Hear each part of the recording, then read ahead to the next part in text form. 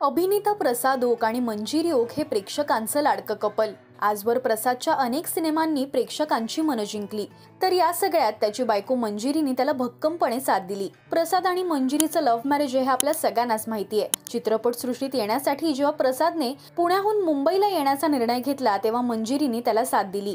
तर परिस्थिती हालाखीची असताना देखील त्यांनी लग्न केलं।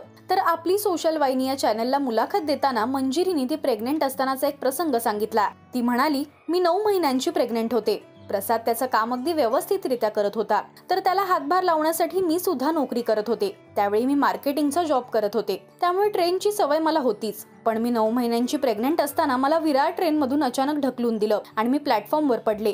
या सगळ्याच प्रकारामुळे मी खूप घाबरून गेले। हे सगळं कळल्यानंतर प्रसादने मला नोकरी न करण्याचा सल्ला दिला।